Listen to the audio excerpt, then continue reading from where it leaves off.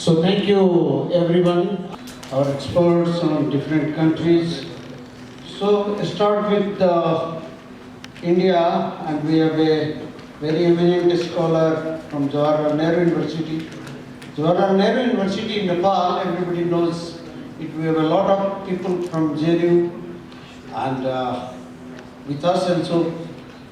So Professor started with one very important thing that on BRI, your extensive presentation this morning, that what we found that globally the BRI has been changing from when it started and now, if you see from 18 to 21, 22, the China itself is making the tone down itself, investment is reducing.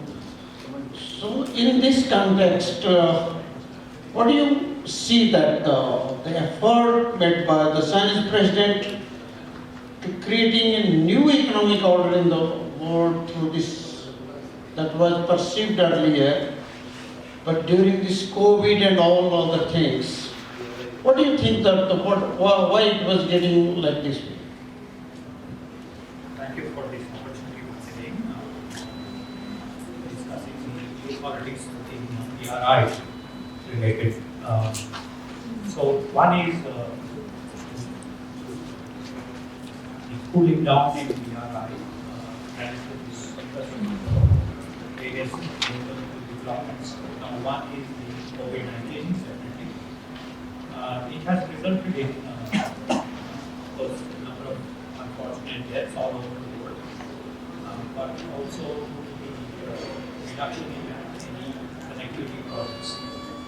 Many of them have not got the visas.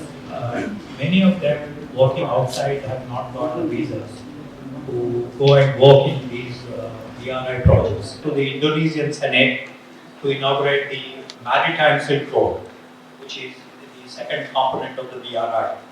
So these were affected, especially the Eurasian region was affected with the Ukrainian conflict. And the Chinese used to send freight volumes to Europe, Poland, Belgrade, Romania, Hungary, and other countries. So a total of, I think, 6,000 trains were taken and $450 million worth of goods has been transported to Europe through these freight trains that carried a lot of these HP computers or others. And then when they got back from Europe to China, they hardly had anything to carry. So they were carrying vegetables, wine, whatever that the European countries. Because much of the European industry has shifted towards China. So the second factor, the Ukrainian crisis, resulted in a relative decline in the BRI, especially the continental route of the BRI, especially Moscow, Mongolia, the routes towards the Middle East, Iran, and of course the Afghan crisis as well has resulted in the toning down of the BRI. However,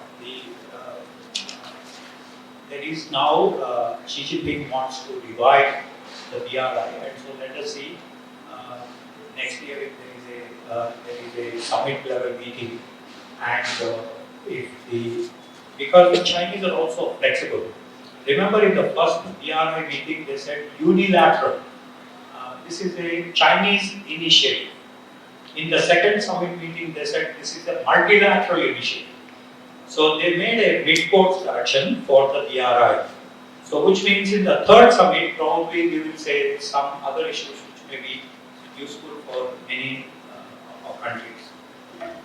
Professor, in this context, if I recall, President Xi Jinping in September 2021, he has a new initiative like GDI, GSI and other initiative. So along with the BRI, how the China is able to go with the security initiative, and there is another initiative which is less talked with the Global Health Initiative also. After this COVID, they have ended. And Foreign Minister Wang Yi in Shangri-La dialogue, he has been little bit explained about all this initiative. So, you don't think that due to some failure or some due to this BRI, the China has a new initiative in this path? It is still not clear what exactly the GSI, GDI are, Global Security Initiative and Global Developmental Initiative. If you look at since the 1980s, the Chinese have been floating several concepts. First was the keeping a low profile by Deng Xiaoping in 1989. In 90s, they floated a concept called New Security Concept. And then later on in 2002, they proposed peaceful rise of China. And then it was modified into peace and development. Because Malaysians, Indonesians complained that their automobile industry will be gobbled up by the Chinese automobile industry. So the peaceful rise has been transformed into peace and development. Semantics are also important here, but the Chinese have the habit of changing many of these. And then again, when Xi Jinping took over, he mentioned about China trade, China rejuvenation, and socialism with Chinese characteristics under the new era, and other initiatives. Now we have a new concept, that is the Global Security Initiative and Global Development Initiative. They have not defined exactly, except for 6-7 components of the GSI. So in GSI, again, they mentioned about what is there in the new security concept. That is mutual trust, win-win cooperation, and I'm forgetting the third. The same thing has been repeated in the GSI, Global Security Initiative. So there is a lot of repackaging. Like many of the projects that before came under normal infrastructure projects, they are all now grouped under the BRI. If you have seen from 2013, many of these projects have been renamed as BRI projects. Likewise, the GSI also included a lot of concepts that Chinese have been floating for long, for the last 10-15 years. So, in this light, what we can say is GSI is also going to be transitory, although this is a global security issue. Previously, BRI is only in the 6 areas. Now, global security is a global initiative.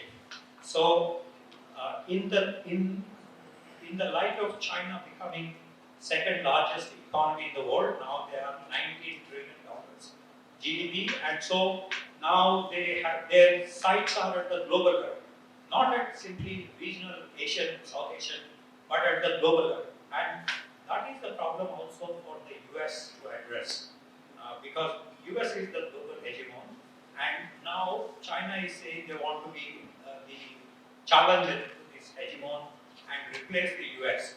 So that is where we saw the decoupling during the Trump administration, the tariff wars, and various other measures that they have undertaken in South China Sea. That is the FONOPS, freedom of navigation and overflight operations, on Taiwan Straits, on various other TPSA, Tibet Policy Support Act by Trump administration, in order to address the 15th Dalai Lama related issue.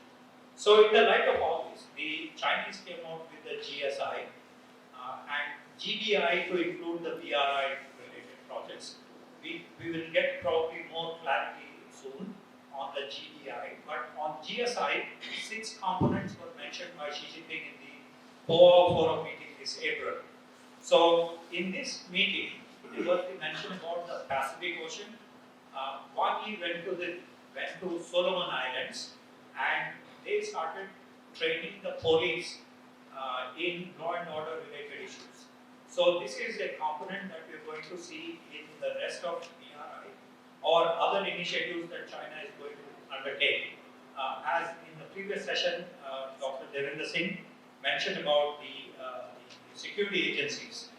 Pakistan rejected a Chinese security security agency, but probably in future they have no other go except to include the Chinese police stations or others. Likewise, in other countries in future, we will probably see such footfalls increasing, the Chinese police systems, security agencies, and others. So, one is Solomon Island law and order related. Second is the Horn of Africa that I just mentioned. Third, new multilateralism like the CEEC plus 17, the Central and East European multilateral organization which China is now heading with the East European countries, Central European countries. So this is another initiative. Then there is the CELAC with the Latin American countries. CELAC, I'm forgetting the full form, but so their sites are global in nature, and so this BRI probably will be repackaged in future to address the changes that are coming up. Thank you, Professor. I will come back to you. Dr. Tawfiq. This morning you have mentioned the BRI and other relation between Bangladesh. So when we see that there are some challenges between China and Bangladesh, even the implementation of the BRI projects, the issues of EIA, labor components, locals and Chinese workers conflict in some places, and we have also said that some labor law violations during all this project implementation. And even the question of river pollution and other challenges we are facing. So how actually when I look at the projects selected by the Bangladesh under BRI, a huge number, almost more than 40 projects been selected. So how all these projects are, and what we see that after 18 or 19, there is less investment in the BRI projects from China and Bangladesh. And then recently you have one very good controversy about the Padma Bridge. So can you elaborate a little bit on these aspects of the Bangladesh and China on BRI? Thank you. In general, let me first give you the disclaimer. One of the challenges we have in Bangladesh is to implement our public infrastructure project in time. So this is not only true for the Chinese supported project, or it is true for in general our public infrastructure project. So we point two terms. One is time overrun. So the projects are not being implemented in a timely manner. The second one will be point is the cost overrun, and it is to some extent linked with time overrun, because when you cannot implement a project in time, the cost also increases. So you need revisions and the cost increases.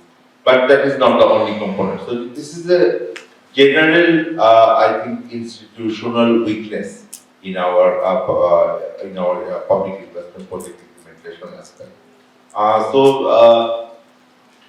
One of the other concerns that we have, and this is also to some extent leads to some Bangladesh's general challenge as well, is the estimations of the costs can be sometimes overestimated, or it is costlier. So if you look into the international database, so you will see that building an infrastructure such as road or rail or flyover is much costlier in Bangladesh compared to any other country in the world, be it China, be it India, be it probably Nepal, and also if you compare it with the European countries. So we are one of the, costliest country in terms of infrastructure projects.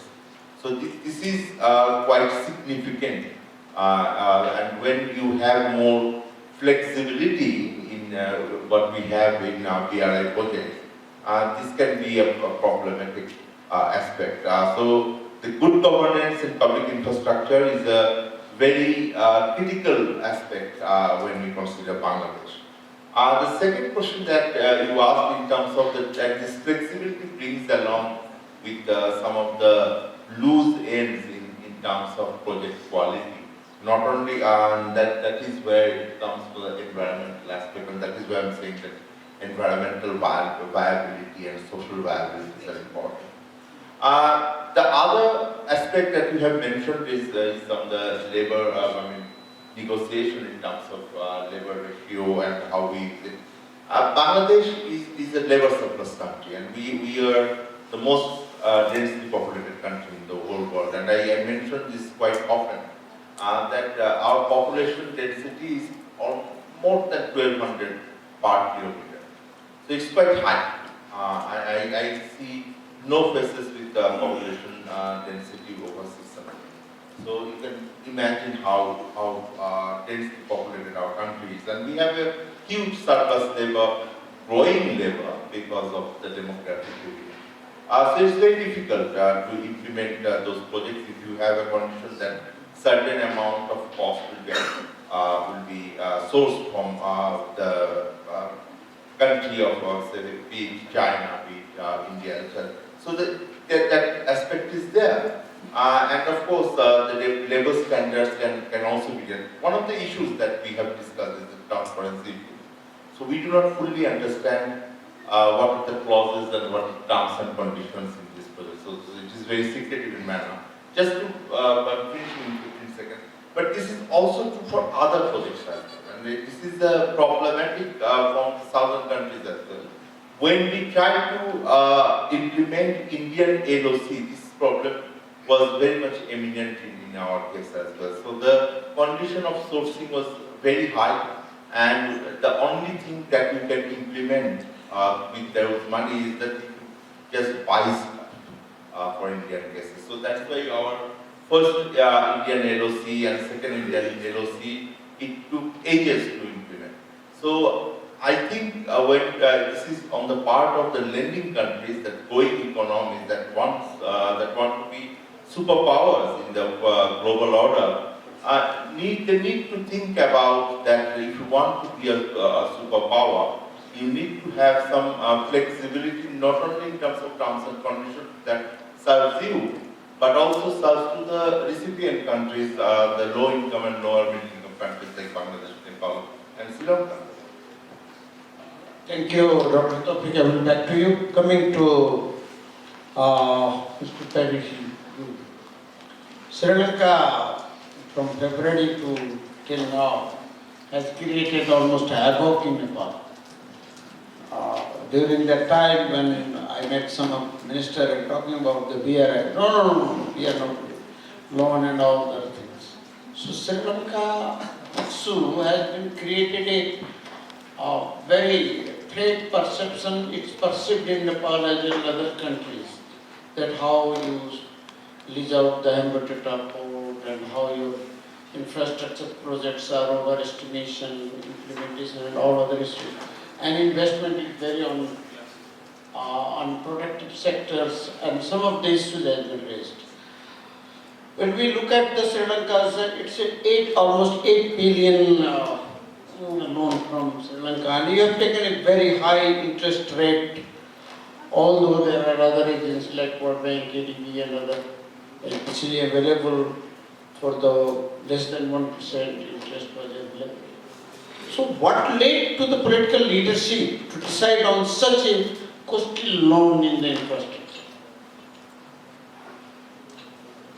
That's a very good question, Ambassador, and I think I will probably do. Since you are the earlier advisor to the President, and that's why it's a good question for you also.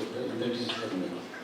Needed to clarify that I was an advisor to a former president and not the president. Yeah, in that term. But let me put it this way. It was certainly not in Sri Lanka's national interest to go in for these loans. It's very clear. It's not just the loans. It's a combination of an unfeasible white elephant project funded through extremely high interest rate loans at a cost that is far higher than what would be the fair market value, or if you had competitive bidding for those contracts. I mean, this also has to price that you were paying to the Chinese contractor was far greater than if you actually went in for competitive bidding or what such a port is worth. So all three of these, and remember it wasn't only a port, it was a combination of a port, an airport, a convention center, communications tower, and a whole bunch of other sort of assets. So it was really not in our interest. About the only thing that you could argue was that this was it was in the president's constituency and he wanted to, it was rural and he wanted to do something. But I think what is widely perceived in Sri Lanka is that there was acute corruption.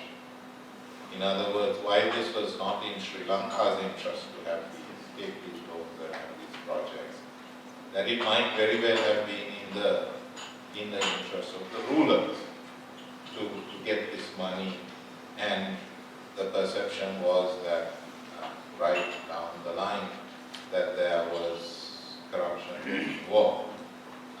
This is an allegation. It was made at elections in which the then administration that was responsible for this actually lost, so there certainly seemed to have been. And it's also one of the reasons why there is a push from civil society and certain political actors in Sri Lanka for some of the stolen asset recovery program of the World Bank to actually kick in into some of the financing that has been a part of Sri Lanka's sort of recent experience.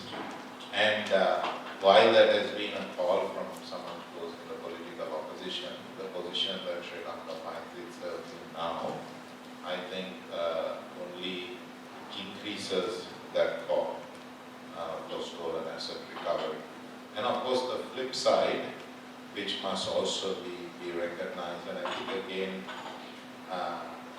while Sri Lanka's democratic institutions have been well acquired relatively, we have to recognize that the other part of the story in Sri Lanka was that the economic collapse became so extreme that for the very first time in Sri Lanka's independent history since from colonialism, which is now over 75 years, you had a democratically, popularly elected president of just 2 years prior, with a significant majority, actually forced out of office through a popular uprising. So I think if I was to just summarize that answer, it was not in Sri Lanka's interest, and probably people perceived that it was just in the interest of the rulers who were, at least some of them, who were forced out of office. Dr. Parishi, I have one thing that, as you mentioned, that the people in the street forced the president to leave the country and resign. So do you think that now the foreign policy and issues of all other this issue, negotiation between other countries, loan and all these things, needs more transparency? Because this foreign policy issue has been, till now, what I found that it is never much discussed in parliament, much discussed in society, and the negotiation held between the two countries' bureaucrats and the politicians. So now the people who challenge all these narratives, all these negotiations by the people. Very important question, certainly one that is worth laying out at a seminar like this and for further research. And that is, as China becomes an increasingly important global player in international finance, and particularly as a creditor nation. It is, however, a one-party state that is engaging with societies, even ours in South Asia, that are democracies, with weaknesses, fragile democracies perhaps, but nonetheless multi-party democratic societies. And I think their understanding of popular support, their understanding of the need for popular dialogue, discourse, debate in the policy-making framework is just not, is inadequate because of their own experience. I mean, I think this is something that needs to be explored. It's very clear not only from the situation of Sri Lanka, where clearly the Chinese involvement was tied to the political project of the Rajapaksa political clan. But in other countries as well, when public support is moving away from their chosen person, whether that is Gaddafi in Libya, whether it is Omar Bashir in Sudan, whether it is the Rajapaksas in Sri Lanka, China is slow to recognize it.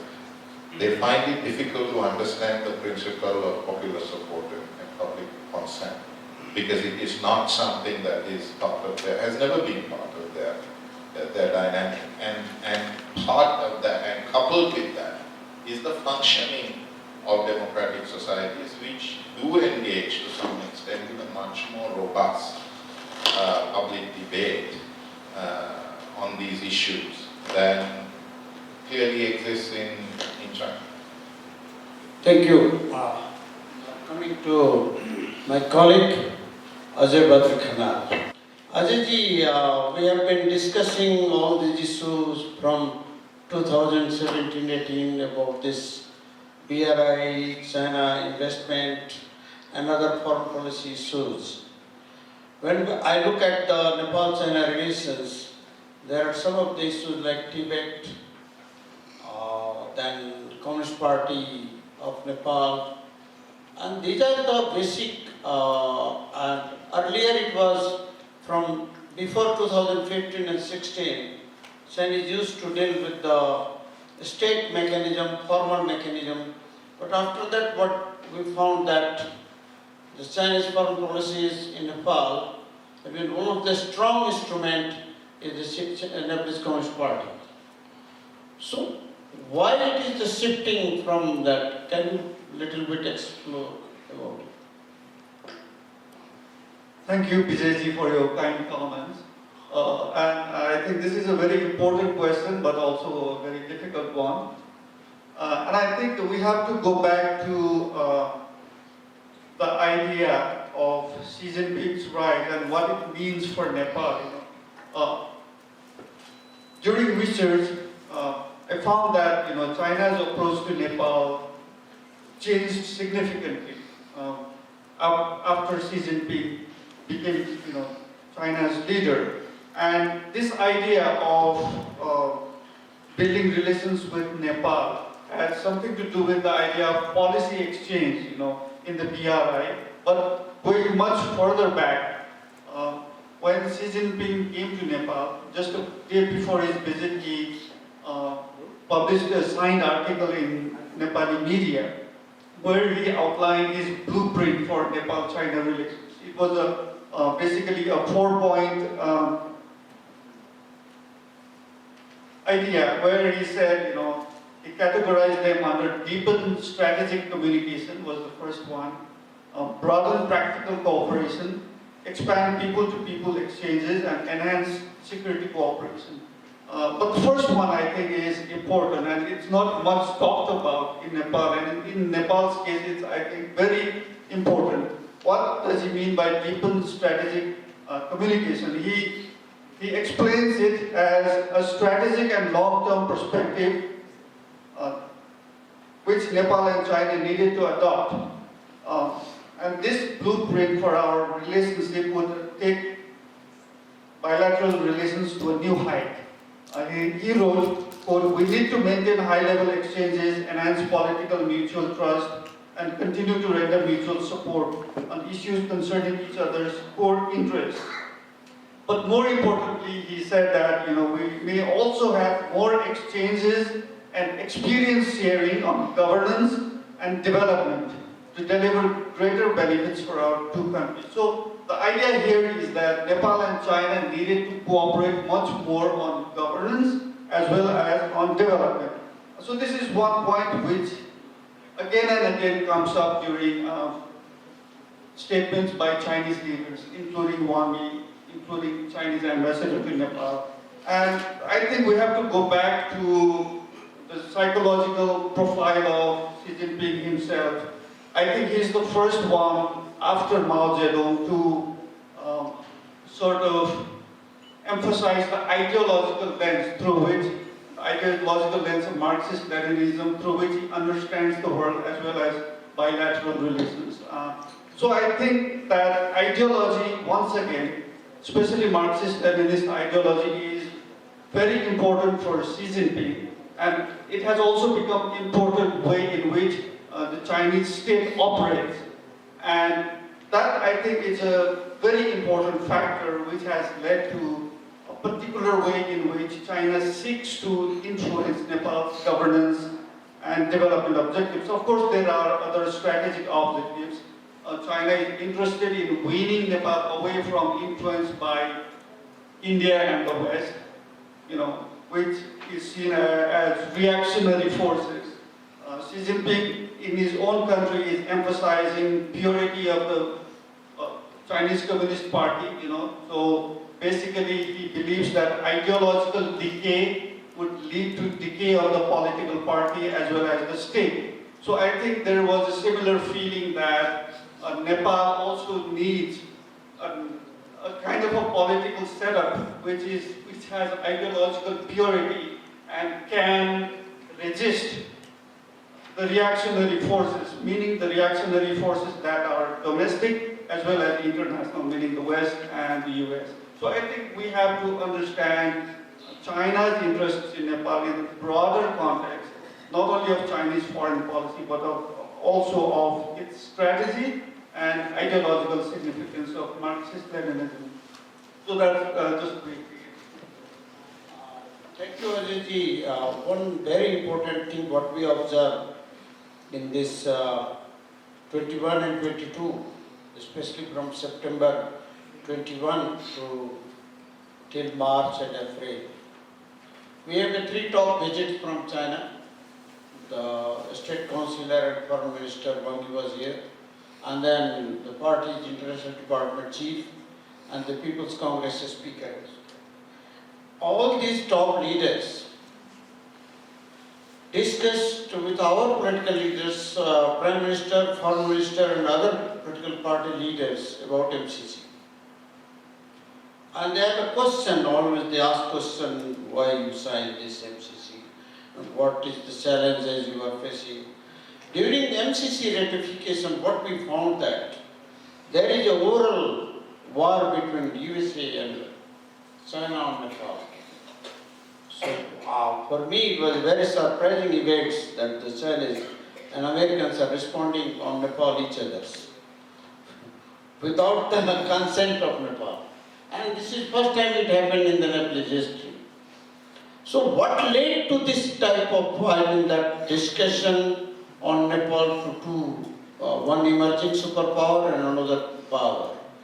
And and its impact on the domestic, but we found that our political parties in the streets, some were opposing and later they supported in parliament. So ratification of MCC became a geopolitical issue during all this course. And Nepal state machinery response was such a very pathetic at that time. So what do you think, what led to this discussion on the interest reform? Again, I think all of us here understand, China's ambitions in the new age. We talked about how by 2049, China seeks to become the preeminent power, not only in the world, but also not only in Asia, but also the world. And I think how China sees Nepal was also seen, for example, I can give an example, 3 months ago, several months ago, in March this year, when Chinese Foreign Minister Wang Yi came to Nepal, he mentioned 3 things that I think are important. These 3 things are repeating again and again and again. So the first thing he said was, China will support Nepal in finding a development path suited to its national conditions. And that China's friendly policy was open to all parties and party factions and the people of Nepal. So this is the first idea that China encourages all parties in Nepal, all political factions, to explore a governance model. He said he wants all parties and party factions in Nepal to jointly explore a governance model that is conducive to promoting political stability, economic growth, and people's livelihood. So this was his statement to Xinhua. So this was the first point. The second point is, he said China supports Nepal in pursuing independent domestic and foreign policy, by which he means that China wants Nepal to become independent of India and the US West's influence. So this is another major focus of China, that constantly, this refrain repeats again and again. And then the third point is China supports Nepal in furthering participation in the BRI. So I think this idea that the West and India are undermining China's interests, and given China's ambitions to become a preeminent power in Asia and the world by 2049, China is patiently waiting. So one of the reasons why China saw the failure of its policy in Nepal was, first was COVID, and the second was the political development, by which government close to China was replaced by government that was seen as being close to the US and India.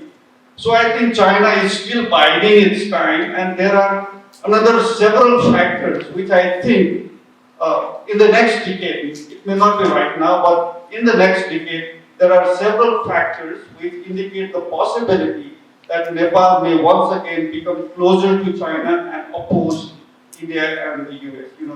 I think we have time, I will explain those factors later on. Thank you, Ajay. Dr. Devendra, you have been in China and you just completed your PhD recently. Actually, when we see the India-China relations, there are very interesting one that China and India's trade is almost more than 100 billion, and it's a big investment by the Chinese in India. At the same time, we have since 2020, a lot of product, Taiwan, sometimes in Bhutan, recently in Taiwan.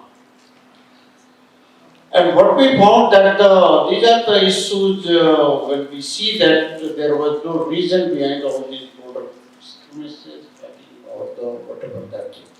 So how you see the Chinese in India regularly in Southeast?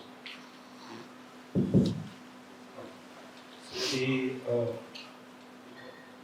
economic relations going on simultaneously with the border is economic, which is, I think, the key.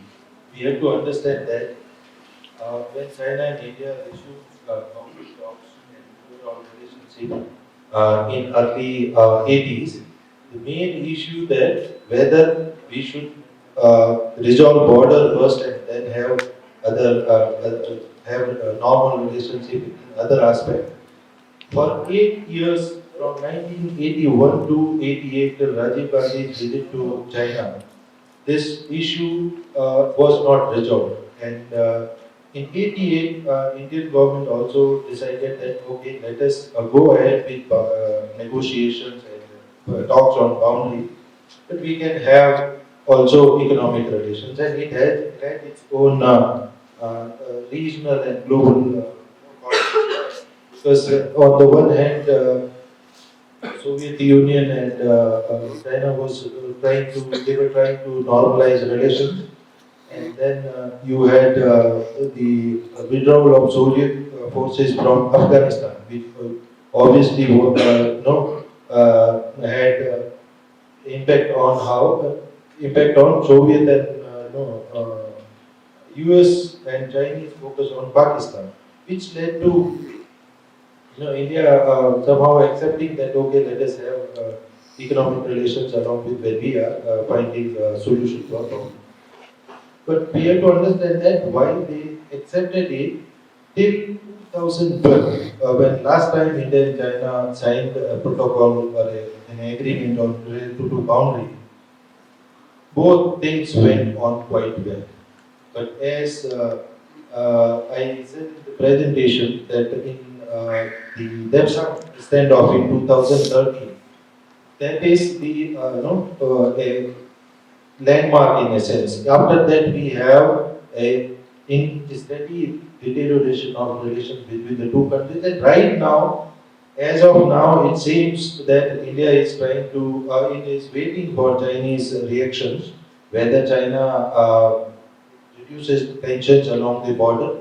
If it does not, then how India can respond in economic terms? Obviously, India is taking many initiatives at regional level. For example, you have India's urban partnership in Asia-Africa corridor, then India's partnership with Russia on building north-south transport corridor and another maritime corridor which was announced in 2019 from Vladivostok to Chennai and many others. And now India has also joined Indo-Pacific Economic Framework and others. So this is the basic, I think, now we have to look at how China behaves and what actions India will take. Thank you, Dr. Devendra. Coming, we have a question and answer session also in this. Professor, one very important thing what we found that recently the G20 meeting in ASEAN summit, G20 meeting, the President Xi and Prime Minister Modi, they shake hands, they laugh to each other, but they didn't meet the bilateral discussion, we didn't find it. In 2018 and 2019, what we found that the President Xi and Prime Minister Modi became a very good friend, listening Oscar Bosle, Song Sin Wan, and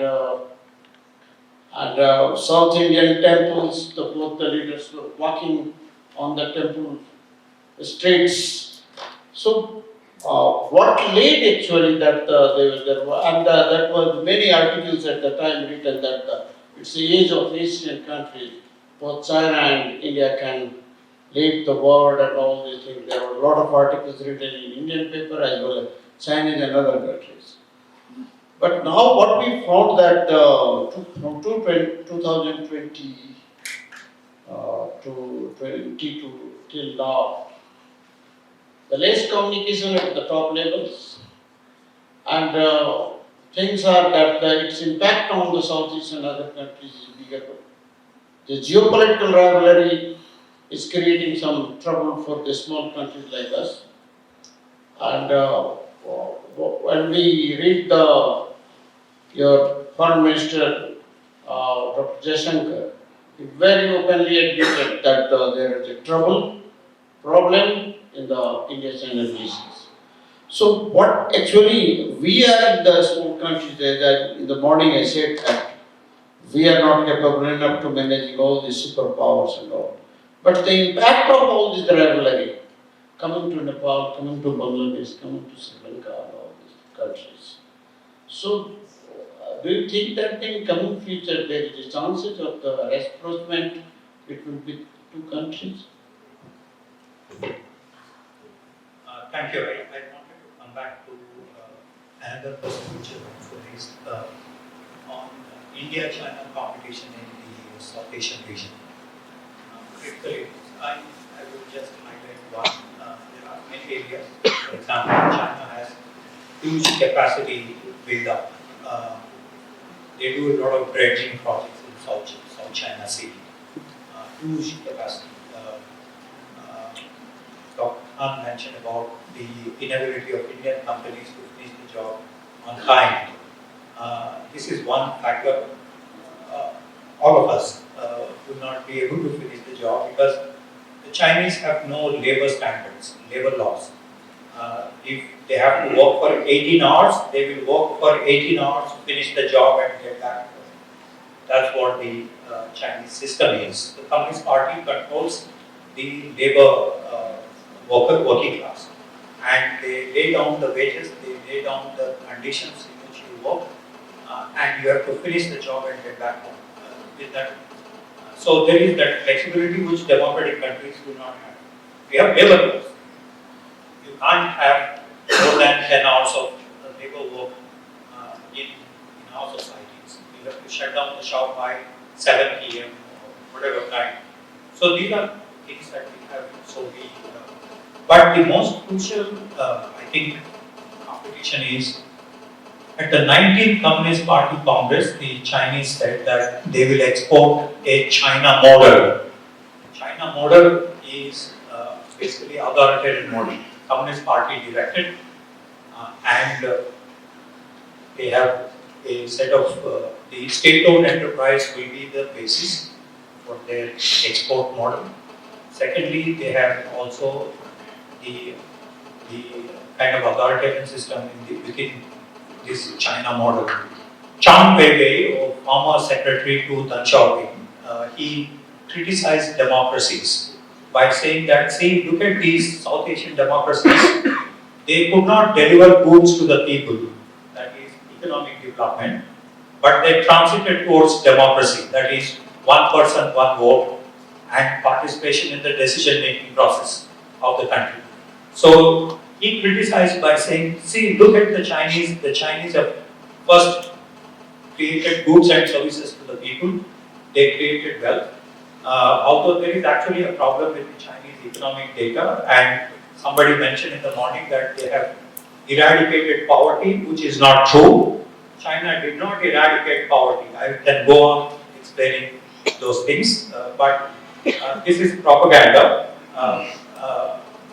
The most important thing is China wants to export this model of development.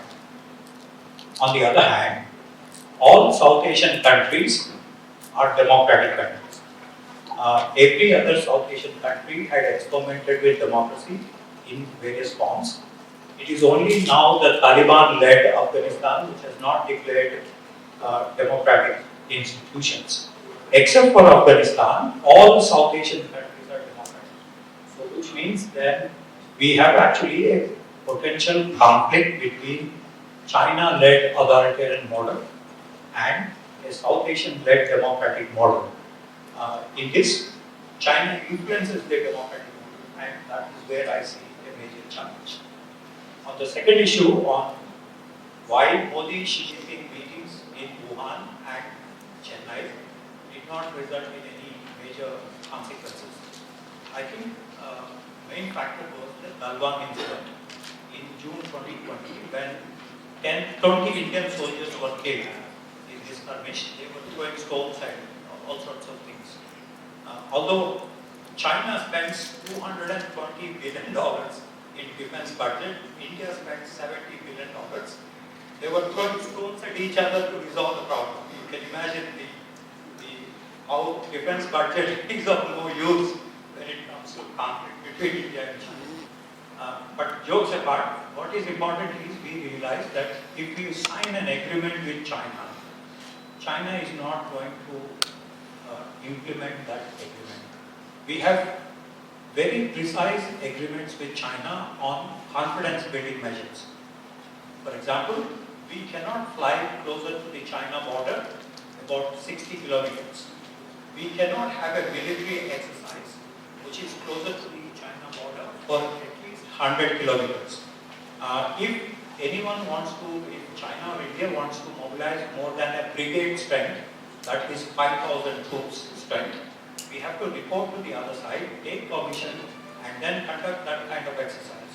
We also have a CDM which suggests to demilitarization of areas. So, specific protocols were mentioned in 93, 96, 2005, 2013 agreements. None of these agreements China implemented in 2020 June, Galwan incident. We realized that if you sign an agreement with China, China is going to abrogate that agreement. So we are reluctant to sign any agreement with China now, which means we have hit the rock bottom, and that's where the bilateral is. Thank you, Professor. Now I would like to have our distinguished participant to have any questions. So I would like to my friends call it to help them. Mike. Okay, Prashna, please. I look below the surface.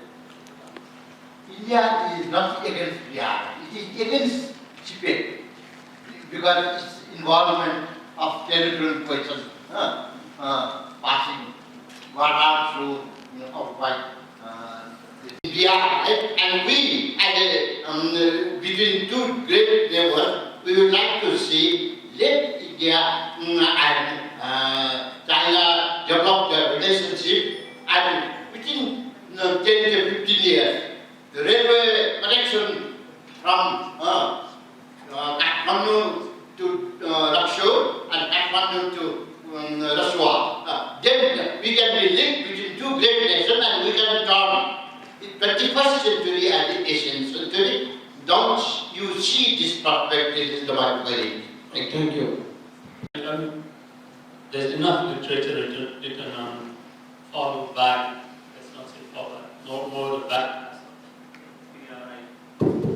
BRI investment in Sri Lanka. I want to know what public mood like. Is there any appetite for Chinese more, or the public blame is more squarely shifted to the political leadership, which was of course very corrupt and incompetent? Or is it combination of both? Thank you. Nepali साथीलाई भएकोले नेपालीमै बोले अझै मन्त्रीजीलाई welcome food initiative sign गर्दा नेपाली कङ्ग्रेसकै मन्त्री हुनुहुन्थ्यो भनेर बिहान पनि सुन्यौँ। सो चाइनासँगको सम्बन्धमा नेपालका पार्टीहरू सबै नै उत्सुक भएर नै अगाडि बढेको हामी देख्छौँ। तथापि अहिले डिस्कसनमा हामी सी जिनपिङ आए पछाडि चाहिँ प्योरली कम्युनिस्ट आइडियोलोजीलाई लिएर गयो अथवा जाँदैछ त्यो ट्रेनमा भनेर विश्लेषण गर्नुहुन्छ।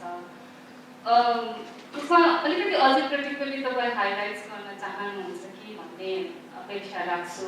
मैले यो किन पनि सोधेँ भने नेपालमा हामी कति प्योरली कम्युनिस्ट पार्टी छौँ र चाइना र नेपालको बिचमा त्यही कम्युनिस्ट आइडियोलोजीले मात्रै सम्बन्ध गाँसिएको भन्ने त्यो एउटा फ्याक्टरलाई मात्रै देख्न सक्छौँ त हामी?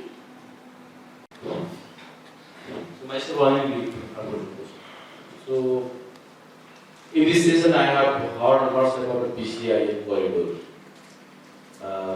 To my knowledge, the PCI corridor is a dead concept now. In 2019, during the second BRI conference, it is not included in the larger BRI projects. So the Chinese have probably, after going through the intensive evaluation, so they have lifted the BCI corridor due to the opposition from India and other countries, and included the cross-Himalayan multidimensional connectivity network, which go through the Kerala to Kathmandu to probably India and Bangladesh. So this is what I want to make a small correction here. I think PCIM doesn't, is going or not going to be included as part of the BRI in the South Asia. Thank you. Like talking about BRI, why we exclude China in this discussion?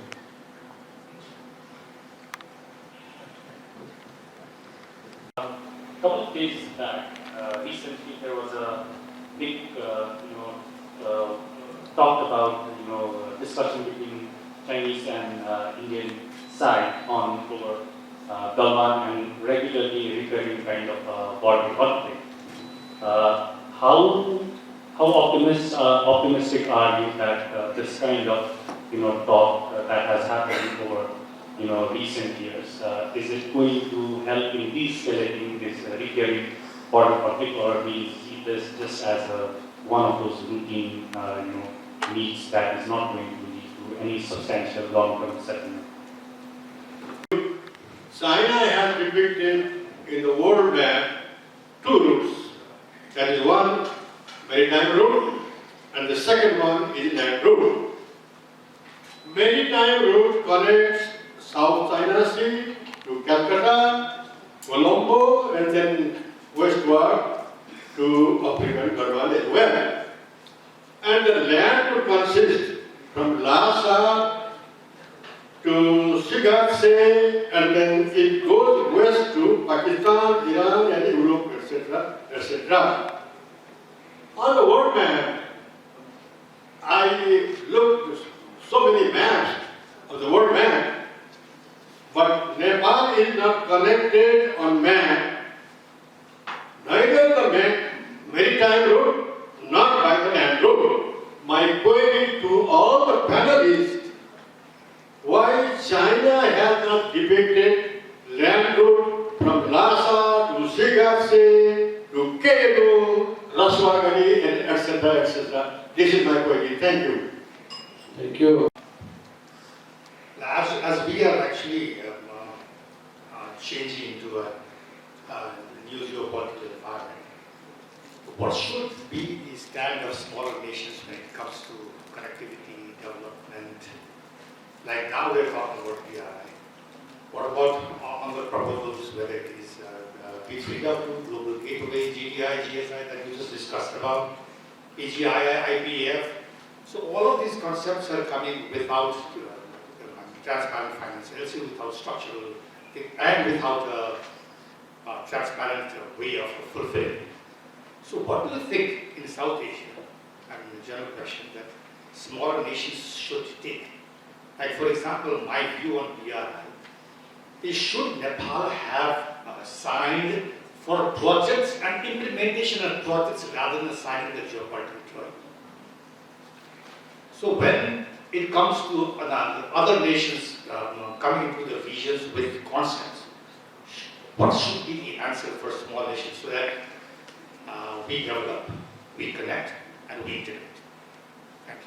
And in the first summit meeting of the BRI, it was not mentioned, but in the second summit meeting, there was a map which in Beijing, in the second BRI summit meeting, they put up the BCIN also as a one of the routes for the BRI projects. Apart from the 6 routes, they have also mentioned BCIN EC as part of the. Of course, this has not really taken off because of other geopolitical reasons in the region. So technically, India is partly part of the BRI on the AIIB, as Dr. Devendra Singh mentioned in his speech. India joined the AIIB because it is market-led. It is based on demand supply. It is based on global financial related issues, where we experimented is in IMF, World Bank, ADB, or other lending agencies. Based on the project viability, the AIIB also disburses loans or other forms of financial assistance. And so India joined the AIIB because these are financially sound practices. China agreed to these things also to experiment, because in the future they also would like to get the institutional experience in handling such issues. Compared to the BRI financing institutions like CDB, Exim Bank, CNBC and others, they have also come along and said that they will operate AIIB purely on professional merits. If this project is viable, they will finance this project. So, and they also have the provisions related to recruitment based on global standards in the bank. So, this is the reason why India joined the AIIB, because it is at the global level. European Union joined, Russia joined, many countries have joined the AIIB. So this is the main reason why India joined that. As far as these are market-led, these are financially sound practices, there is that goal. BRI doesn't have those, and that's the reason why India did not join. But you are right that there is the CPEC projects, which is the stumbling block in India's posture on the BRI. But let me also say this is also about Asian leadership related issues. BRI at the end of the tunnel wants to place China as #1 both in regional order in Asia and the global order. It's like a Marshall Plan that the Americans contemplated. Is war-ravaged Europe. And so the BRI end product is to place China at a very high pedestal. India does not agree with this. Uh, we don't agree that China should be number one in Asia or at the global level. We will work with the US, we will work with European Union, we will work with Japan, which used to be number one in Asia. We will work with all of them to balance China. That is clearly our policy. So we will not join the BRI because it is about leadership issues. It's not about also economic development. It's about leadership issues. And so we will not join that. It's a larger political issue, BRI. So that's on the territorial dispute. We have had 36 rounds of discussions for the past these many years, and we have not found a solution yet between India and China on the territorial dispute. So there are three sectors in which we have not. We have given some of our maps to the Chinese side in the middle sector, but the Chinese have not given their perception of the border to the Indian side. So which means then China is reluctant to resolve this territorial dispute, partly because it's also about what kind of concession that India can make on other issues. For example, on the BRI. For example, even territorial concessions. They want Tawan tract, which is part of the Arunachal Pradesh. From Tawan, we have a representative who is now the Union Justice Minister. Now, tomorrow he cannot be a Chinese citizen if we transfer Tawan to China. Kiran Rijiju is the Justice Minister, Law Minister of India, Union Law Minister. He was the Minister of State for Home Affairs before. He represents the constituency Tawan. And tomorrow we cannot transfer Tawan. We have elected representatives coming from that region. So there is simply no way, no Indian government can transfer this to China. So which means we have no solution on this. And China is unwilling to. What their main reason is that 6th Dalai Lama in 15th century hails from Tawan. And so their argument is that since the Dalai Lama belongs to Tibet, Tibet belongs to China, so Tawan should belong to China. At that rate, there are so many Tibetans living in Nepal. Imagine what it means. Thank you, Professor Dr. No, I think I will go back to the question of what this tension between India and the South Asian region means for the smaller economies like Bangladesh, Nepal. You see, this is quite unfortunate on our part. As I see it, I'm much younger than many of you. But South Asia in general is probably the least integrated regions in the whole world. And we should reflect to ourselves why is that. If you look at Latin America, if you look at Europe, if you look at Caribbeans, if you look at any other places, Africa, there were conflicts and there were disagreements and disputes everywhere.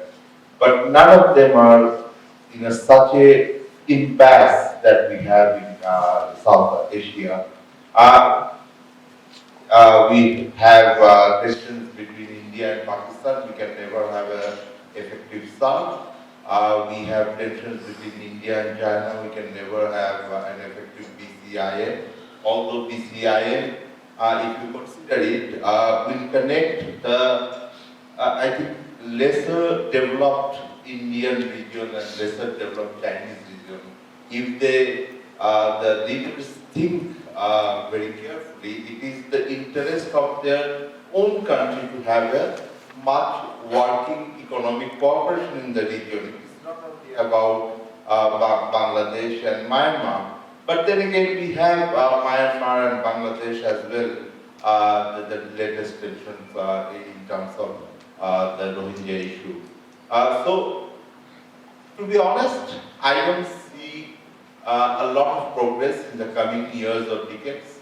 I may be too pessimistic. So that is why probably I'm putting much more importance when we talk about the smaller economies, that it is our responsibility to uphold our interests.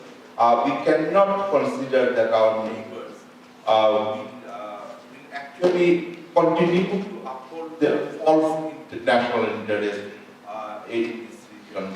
And unfortunately, we have to rely more on our own national interests. Thank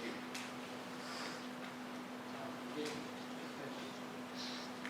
There was the one specific question about public opinion in Sri Lanka now that we have got bankrupted and the financial situation. Short answer to that is that the Chinese, if they have invested in anything as opposed to lending, they have invested in what could be called a small grants program throughout society. There is hardly a Buddhist temple, a trade union, a political party, a politician or a journalist who has not got some form of assistance from the Chinese. These could be trips to Beijing for education orientation.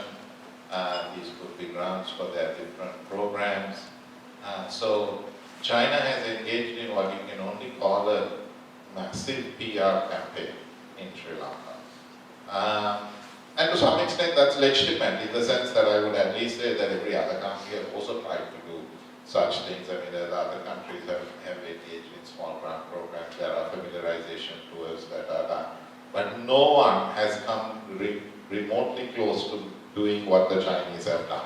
I mean, everybody else combined does not compare to what they do. They will take 100 journalists to Beijing in one go, which is about half an airplane, whereas other countries might do 5 for the whole year. So, as a result of this campaign, which is, I mean, at least they play by the rules, it's open. There is very little criticism of China in Sri Lanka. In fact, it's very difficult to criticize them even in parliament. You will have random members of parliament jumping out to defend them, cross-party. You do not find them criticized in the media. So they are not. Clearly, the projects and its effects are, so for instance, the fact that there are no ships coming to the Hamrakura port is mentioned. But the criticism does fall onto the Sri Lankan government and the decision makers who did that, which is also, I think, justified, because clearly the predominant responsibility and the primary responsibility has to lie with the sovereign recipient state that did all of this. And the popular protest was also against the Rajapaksa regime. When you had the protest against the regime, you actually did not see much or any protest, if at all, against China. Now there's localized hostility. For instance, even in the president's own constituency, the fact that large projects take place and a local person cannot get a job in a construction project that is going up, that is visible from his village almost, does cause resentment in surveys and so on. It's like, here is this big thing coming up and, well, I can't get a job there. Now I'm not even allowed to go there. And so you had that localized. Interestingly, the narrative has still been spun that is, the fault of the government that has structured, which I guess also it is. I mean, there has been no push for local labor and so on, but whether that would have worked. But to answer your question, no, the Chinese have done their work in an enormous scale to ensure that there is almost no criticism of them.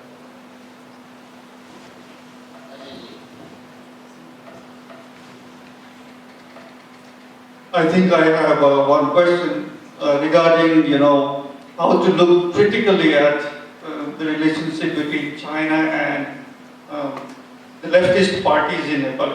Is it too simplistic? That appears to be the question. In order to answer that question, we have to look at several factors. Let's first look at the issue from the Chinese perspective. The first is that China has ambitions to replace the international governance order in favor of China, the international finance system in favor of China, and it is actively promoting development and governance models that's favorable to China and in alignment with China throughout the globe, especially in Africa. We've seen that developing to a greater extent than in Asia. But in Nepal's case, it is more specific and interesting as well. So another element of China is that by 2049 it wants to become the preeminent power in Asia and the world. And until even 2017, when it published a white paper on security cooperation, it mentioned obviating the need for war or achieving objectives without the need of war. But that position has shifted in the last 4 or 5 years. Now China is prepared for the inevitability of conflict and war. And so its relations with China, with India has shifted because of that. And that is partly because of ideology. And my emphasis on ideology is that since Mao Zedong, this is the first time in China that ideology has become so important, because Xi Jinping sees the world and international relations and the goals of China through an ideological Marxist-Leninist lens, as well as the lens of Chinese nationalism. So that's from the Chinese perspective. So let's look at Nepal's perspective. China has, operated its foreign policy in Nepal mostly through the monarchy. So that was one single institution, which has shifted now. And Nepal is interested in development, of course, and it thinks that China can provide that kind of benefit for Nepal's development. So that's one aspect which attracts all parties, across the ideological spectrum, whether they are left or right or center. Everybody believes that China can be a good friend and China can be a partner in Nepal's development. But let's also look at what's happening in recent years. First, a lot of Nepali people are beginning to think that democracy is not deliberate. Governance is worsening, and we are not able to achieve our development aspirations, economic development aspirations, and people are blaming democracy. So that feeling is growing. Another is, the anti-Indian and anti-Western feeling in Nepal, which is also pushing Nepali people, not only parties, but also Nepali people closer towards China. So although there is this, at the top, the political alignment now favors the West, even Nepali Congress leadership, but at the same time, if we look at the larger population base, I think there is greater affinity towards China even now. And given these tendencies, geopolitics, people's dissatisfaction with the West, and India, people's dissatisfaction with democracy, and their desire for the visible development aspiration that we see happening in China, there is a possibility at one point that Nepali people will want to become closer to China. And I think, given this situation, China felt in 2018 that this was an opportunity to work together with the leftist forces, which have not only ideological affinity with China, but also nationalist affinity, but also affinity in terms of their aspirations for development. So this was a factor that led to the merger of the communist parties in 2018, and China experimented with these new forms of governance and development model, whether it could push it to Nepal as well. But there was a setback, as we have seen, and China at the present appears to be reconsidering its approach or, reflecting on what worked and what did not work. But at the same time, we need to be aware that China is just biding its time, and at one point it will again push for that kind of political realignment, both in terms of ideology but as well as in terms of bilateral relations. Small point. Yeah.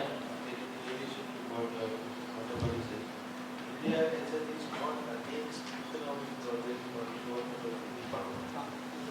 It's why BCIM and AIP, you look at India's economic relations with China, right? It's increasing by leaps and bounds.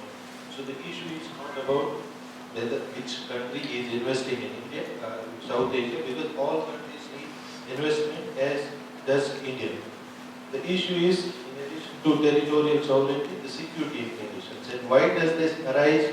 I could not explain during my presentation. It's because you have to know what are the security intentions behind the project. So when we see that China is building some project and it sells it as an economic project, but it also has security and military component. So that is no security concern, that's natural. So the way out of it is that you have to have a transparent initiative, which is why big powers. So in coming days, we have more challenges in South Asia. Thank you very much, all the panelists, and thank you everyone for participating.